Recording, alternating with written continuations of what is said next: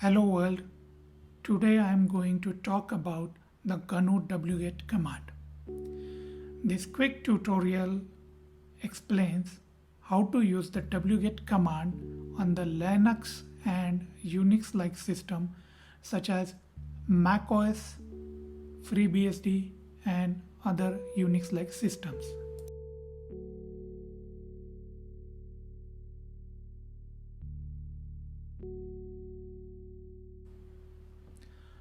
GNU wget is a command line tool for downloading files.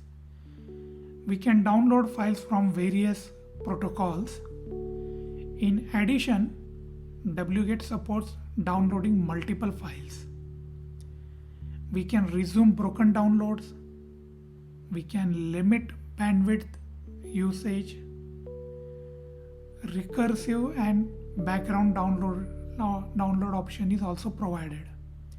We can also mirror a website.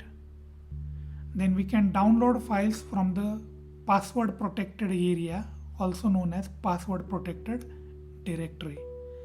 We can also provide password for FTP downloads or HTTP based download, and we have many options that we can use with GNU wget.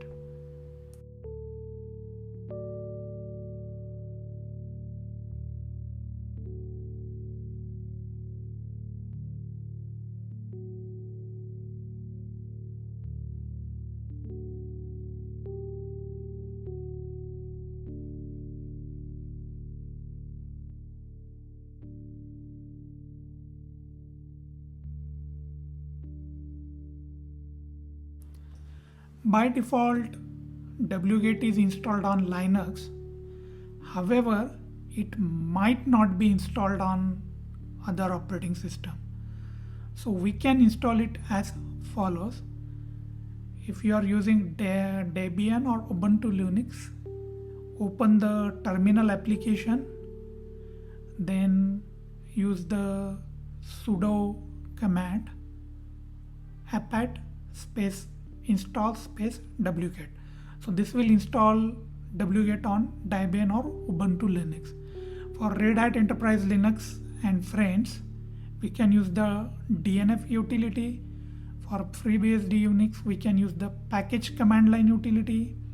For Mac OS, we need to use the brew command line utility. For Alpine Linux, we need to use the apac utility. And for SUSE Enterprise Linux or OpenSUSE Linux, we need to use the Zyper command line utility.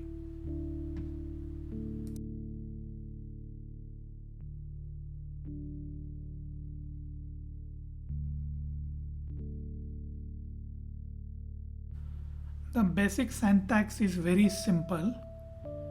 Open the terminal application, type wget space and URL.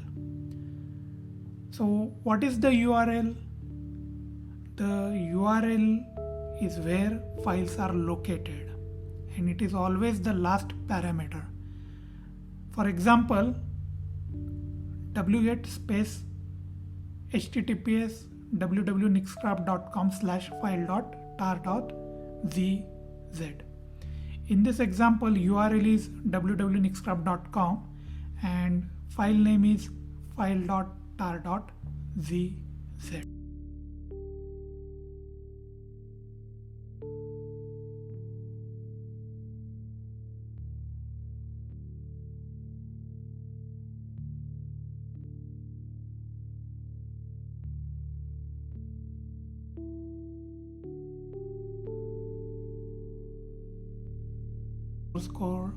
Source code archive, type wget space URL and press the enter key.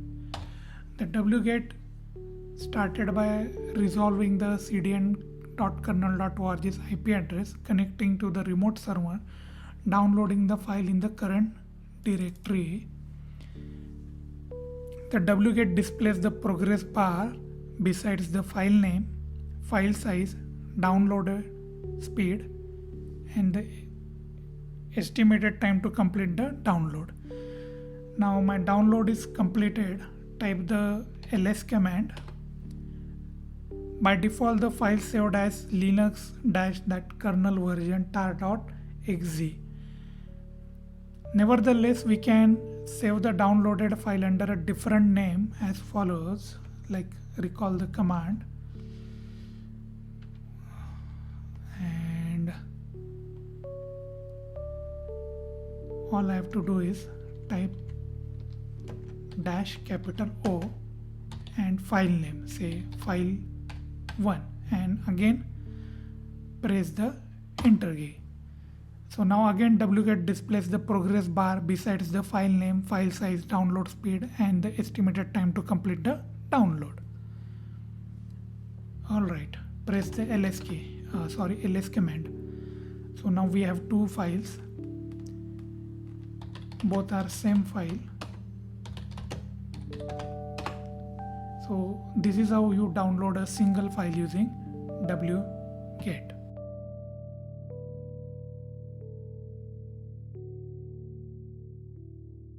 Limit all the download bandwidth. To limit the download speed, use the limit rate option, say 512K. So type wget limit rate and press the enter key. Here now we can see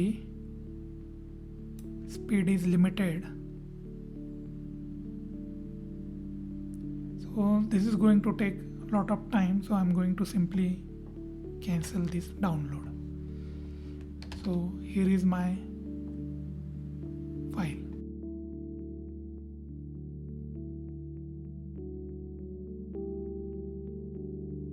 Download using the -C option. Very useful when our internet connection drops during a download of a large file. Instead of starting the new download again, we can continue the previous one. Thus we will save bandwidth and time with wget. We cancel the last wget session. We set the speed limit to 512K. Let us resume the download now. So here is the -C option and press the enter key. Now you can see these two double plus symbol. It means it is resuming a broken download, and it is completed now. So that is how you resume a broken download.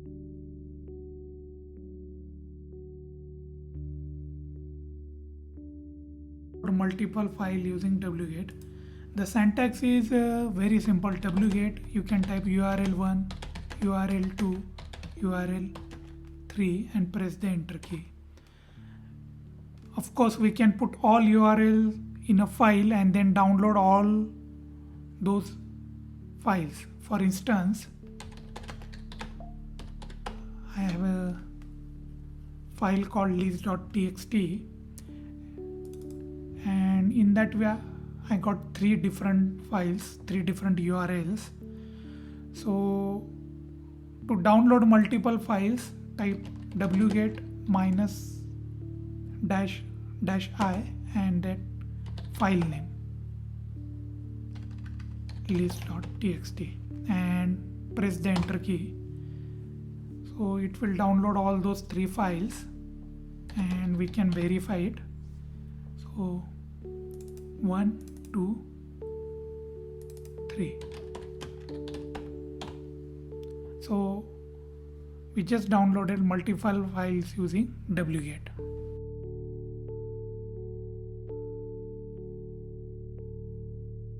Go to background after startup. So this is useful for downloading in background. Say like we have a large file, then we can download in background. So type wget space -b and the URL and press the enter key. So now it says continue in background PID 15227. Output will be returned to wget log file. So this is the log file. To see the status of the download, use the tail command as follows: tail -f wget log. This is the status. Want to kill download running in the background, just use the kill all command. Kill all wget. Then again we can verify using tell command. There is no progress, or we can use ps command as follows. Again no wget is running.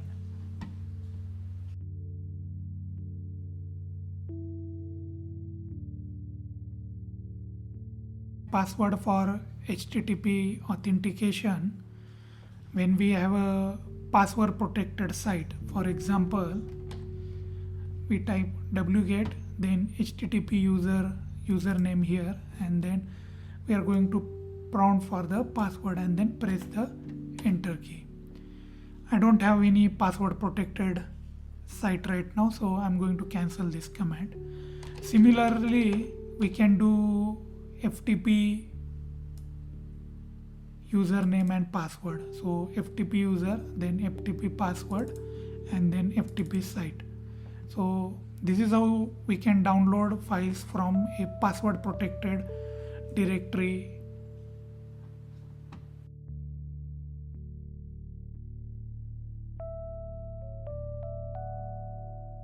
Option is about getting around HTTPS or TLS certificate errors.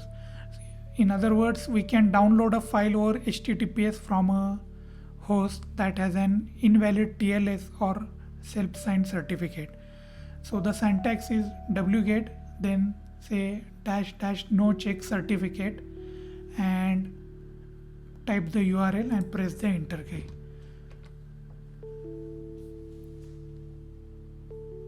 That is all. With wget, we can download various files, resume broken downloads, mirror website, and much more.